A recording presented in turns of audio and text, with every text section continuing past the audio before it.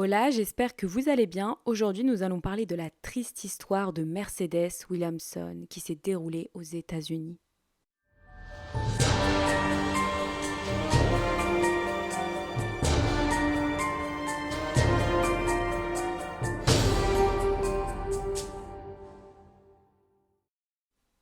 Michael Christopher Wilkins est né le 10 septembre 1997. Il est né et a grandi dans la ville de Gulf Shore, qui appartient au comté de Baldwin, qui se situe dans l'État américain de l'Alabama. Michael était le fils de Jenny Wilkins, et nous n'avons pas d'informations sur le père du jeune garçon, car il a toujours rejeté son fils. Car depuis son plus jeune âge, il présentait les caractéristiques d'une personne transgenre. Même sans la présence de son père, le petit Michael a réussi à vivre une enfance heureuse. Sa mère faisait tout son possible pour qu'il soit heureux. Elle l'a également emmené voir des médecins pour mieux comprendre son comportement transgenre. Il a été raconté que lorsqu'il avait 5 ans, Michael voulait se vêtir avec des vêtements de petite fille. Il demandait tout le temps à sa mère pourquoi il n'avait pas de boucle d'oreille comme les autres petites filles de son école. Il s'identifiait comme une petite fille et donc il voulait agir comme les filles de son école. Michael a toujours pu compter sur le soutien de sa tante Kate. Elle a toujours fait son possible pour aider son neveu. Sa mère et sa tante lui donnaient toujours des poupées et elle le laissait s'habiller avec des vêtements de fille. Il pouvait utiliser du maquillage, faire ses ongles et d'autres choses dans ce genre. Lorsqu'il avait 12 ans, Michael était confus par rapport à son identité de genre. Il était fluide, certaines fois il se sentait comme un garçon gay et féminé, mais certaines fois il sentait que sa féminité était prédominante. Et donc, il se sentait fille. Et cela a duré quelque temps, et nous pouvons constater que l'apparence de ce jeune variait. Il alternait entre le genre féminin et le genre masculin. Lorsqu'il a eu 14 ans, Michael a décidé de faire sa transition de genre. Et à partir de là, il a assumé une nouvelle identité. Il avait changé de nom et s'appelait à présent Mercedes Williamson. Comme je l'ai dit précédemment, elle n'avait pas le soutien de son père, mais sa mère et sa tante étaient très présentes dans sa vie. Le genre de Mercedes importait peu pour elle. Leur unique préoccupation était qu'elle soit heureuse. La mère et la tante la ramenaient voir des médecins spécialisés en transition de genre pour pouvoir prendre un traitement hormonal. Mercedes étudiait la possibilité dans le futur de faire une opération de changement de sexe, qui consiste en la transformation de l'organe reproducteur. Après sa transition, Mercedes a révélé à sa tante que son rêve était de devenir célèbre. Elle rêvait d'être sous les projecteurs. Elle voulait faire sa carrière dans le monde de la mode. Mercedes était plus heureuse que jamais, sa transition s'était très bien passée et donc elle se sentait bien dans son corps et aimait son apparence. Et c'est également à partir de là qu'elle a commencé à flirter avec des hommes via Facebook. Avant la transition, Mercedes ne se sentait pas à l'aise pour faire des rencontres. Mais en changeant de genre, les rencontres étaient plus simples pour elle car elle se sentait à l'aise. Lorsqu'elle avait 16 ans, Mercedes a commencé à parler avec un homme se nommant Joshua Valoum sur Facebook. La conversation était fluide et en peu de temps, ils se sont rencontrés. D'après Josh, Mercedes disait qu'elle ne voulait pas avoir de relations intimes. Elle voulait mieux le connaître avant d'avoir des rapports avec lui. Bien que Josh voulait avoir des relations avec elle, il a accepté son choix et lui a donné du temps. Josh vivait avec son père dans la ville de Lucedale, au Mississippi. Il avait 29 ans à l'époque des faits, il avait 12 ans de plus que Mercedes et il faisait partie d'un gang appelé Latin King and Queen Nation. Curieusement, l'article 21 du règlement de ce gang interdisait aux membres de gang d'avoir des relations homosexuelles et transsexuelles.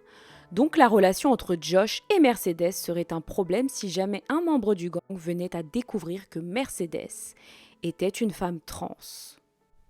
La relation entre les deux s'est poursuivie, ils sortaient ensemble publiquement et apparemment Josh n'avait pas de problème à montrer aux gens qu'il était dans une relation sérieuse avec Mercedes. Entre-temps, il y a eu un épisode où le couple s'est rendu à une fête où étaient présents d'autres membres du gang.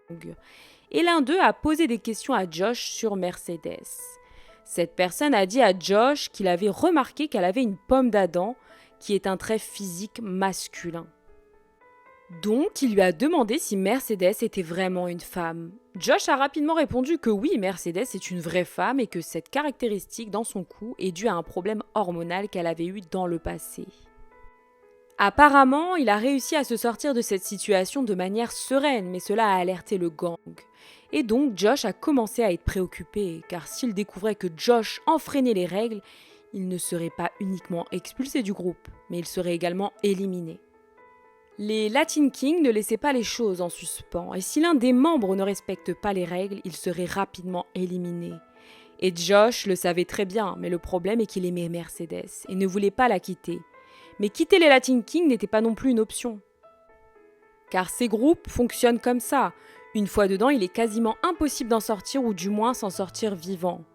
Le temps passait et Josh a commencé à s'apercevoir qu'il était de plus en plus exposé. Être en couple avec Mercedes était un grand risque. Il devenait une cible, mais il pensait aussi que s'il mettait fin à la relation, elle pourrait être en colère et se venger, par exemple, en racontant la vérité au gang. Donc, il devait trouver une solution. Il a donc commencé à penser à comment faire taire Mercedes. Mais comme je vous l'ai dit, il l'aimait beaucoup, donc quand une pensée sombre le submergeait pour en finir avec Mercedes, d'un coup il changeait d'avis. Il se désistait et voulait continuer la relation en cachant la vérité sur le genre de Mercedes. Et cela a perduré jusqu'au 28 mai 2015. Un ami de Josh lui a dit qu'il avait découvert la vérité et savait que Mercedes était une femme trans. Cet ami a alerté Josh en lui disant que si lui l'avait découvert, les autres membres du groupe allaient finir par le savoir. Et c'est à ce moment que Josh a pris la décision qui changerait à jamais sa vie. Il allait ôter la vie à Mercedes. Le 29 mai 2015, Josh a pris sa voiture et s'est rendu en Alabama, où Mercedes vivait. Il l'a convaincu de se rendre avec lui chez son père au Mississippi. Elle est montée dans la voiture et ils se sont rendus chez son père. Durant le trajet, tout paraissait normal, il parlait beaucoup et Mercedes a dit à Josh qu'elle avait un rendez-vous la semaine d'après pour une séance photo. Elle était extrêmement heureuse de pouvoir devenir modèle, son rêve étant de devenir une modèle célèbre. Elle prétendait vouloir même devenir une Miss Trans et qu'elle était sûre que sa communauté la soutiendrait. Comme vous pouvez vous l'imaginer, cette conversation a rendu Josh encore plus nerveux. Car si elle parvenait à atteindre ce rêve et s'exposer de cette manière dans les médias, dans la mode comme étant une Miss Trans, son gang le découvrirait et sa tête serait mise à prix. Mais cela n'allait pas arriver car Josh avait tout planifié. Lorsqu'ils sont arrivés chez le père de Josh, Josh a pris un taser qui est une arme de choc et il l'a utilisé à plusieurs reprises sur Mercedes. Il a dit qu'à ce moment, elle le suppliait d'arrêter, mais il a continué jusqu'à ce qu'elle tombe au sol. Puis il a pris un marteau et il lui a asséné plusieurs coups à la tête. Il s'est arrêté lorsqu'il était sûr qu'elle ne respirait plus. Et pour être encore plus certain que le travail était terminé, il lui a donné encore des coups avec un objet pointu dans son cou. Plus tard, il dira qu'il a énormément pleuré lorsqu'il faisait toute cette horreur. Après avoir mis fin à la vie de Mercedes, Josh a essayé de se débarrasser de l'arme du crime et des preuves. Puis il a balancé le corps de la jeune femme dans une forêt derrière la maison de son père. Le jour suivant, pendant que la famille de Mercedes commençait à s'inquiéter, le père de Josh s'est aperçu que son fils était étrange. Il a senti que quelque chose s'était produit, il a donc décidé d'appeler la police. Il a dit aux autorités qu'il pensait que son fils avait tué quelqu'un. La centrale a envoyé une équipe sur place, les officiers ont parlé avec Josh, puis ils ont fait des recherches aux alentours de la maison et ils ont trouvé un corps vêtu de vêtements féminins, mais biologiquement c'était un corps masculin derrière la maison du père de Josh. Pendant ce temps, une autre équipe policière essayait de solutionner la disparition de Mercedes. Ils ont même contacté l'Institut médico-légal au cas où un corps qui lui ressemblerait serait transféré à l'Institut. Et que si un corps qui correspond serait amené, ils devaient contacter la police pour que la famille puisse en être informée et puisse l'identifier. Mais une information importante n'a pas été donnée par les autorités. Les médecins légistes ne savaient pas que Mercedes était une femme trans. Donc quand le corps qui a été découvert derrière la maison du père de Josh a été emmené au médecin légiste, il a relevé l'ADN et l'a inséré dans le fichier des données et c'est ainsi qu'ils ont découvert que le corps était celui d'un jeune garçon se nommant Michael Christopher Wilkins, qui avait à peine 17 ans à l'époque. Par coïncidence, le médecin légiste s'est aperçu que l'âge et les caractéristiques physiques matchaient avec celles de Mercedes qui était portée disparue. Ils ont donc rapidement fait le lien et qu'il s'agissait bien de la même personne. La famille a été informée et ils ont dû reconnaître le corps. Ils étaient tous très choqués et voulaient savoir ce qui lui était arrivé. Pendant ce temps, la police savait que Josh était le petit copain de la victime et comme ils avaient été alertés par le père de Josh qui pensait qu'il avait tué quelqu'un, les policiers ont convoqué Josh pour prendre sa déposition. Il a tout de suite confessé le crime, mais quelque chose de curieux va se produire. Rappelez-vous, Josh faisait partie d'un gang et que sa plus grande peur était qu'il découvre qu'il était en couple avec une femme trans. La confession de Josh était donc fondée sur l'unique but de cacher ce secret. Lors de sa déposition, il a dit qu'il était en couple avec Mercedes depuis quelque temps, mais qu'il n'avait jamais eu de relation intime avec. Car la jeune femme insistait sur le fait qu'elle voulait se préserver pour le mariage. We're having sex. You know, there was rules, and all we ever got to do was kiss. I was thinking, all right, well maybe, you know, she's a virgin, she's trying to hold out. Il a raconté avoir insisté plusieurs fois pour avoir des rapports, mais à chaque fois elle refusait. Donc le 29 mai 2015, il a dit à Mercedes qu'il ne supportait plus attendre et que soit elle acceptait de coucher avec lui, ou alors il trouverait quelqu'un d'autre. Sous la pression, elle a fini par accepter. I made my intentions clear. You know, I was horny and I wanted some sex. Il est donc parti chercher la jeune femme chez elle, puis quand ils sont arrivés chez le père de Josh, le couple a commencé à s'embrasser, il commençait à se chauffer et c'est à ce moment qu'il a passé sa main sur ses parties intimes et qu'il s'est aperçu qu'il y avait quelque chose qui, normalement, n'est pas là. One place that I could think to go to, you know, have sex was my dad's house. Okay. So we get there and I drive to the back of the field. We go to kissing, you know. Excuse me a minute. Take your time. We were kissing. I was groping. And I felt something that wasn't supposed to be there. I panicked. All that was going through my head at the time was,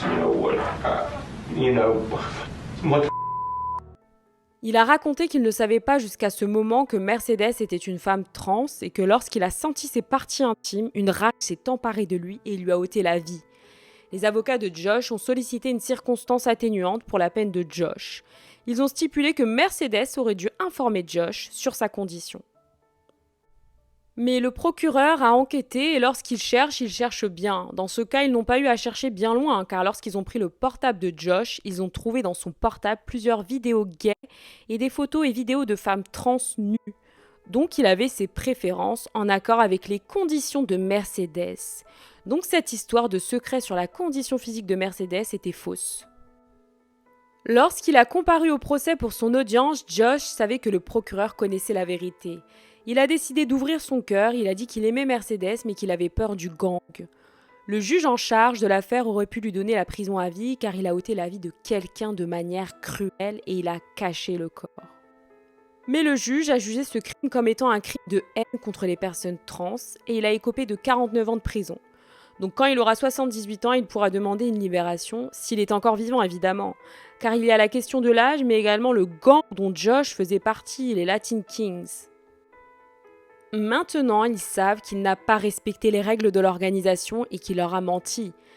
La famille de Mercedes était contente de la sentence, mais Kate, la tante de la jeune fille, a dit qu'elle aurait espéré qu'il reçoive une peine de prison à vie.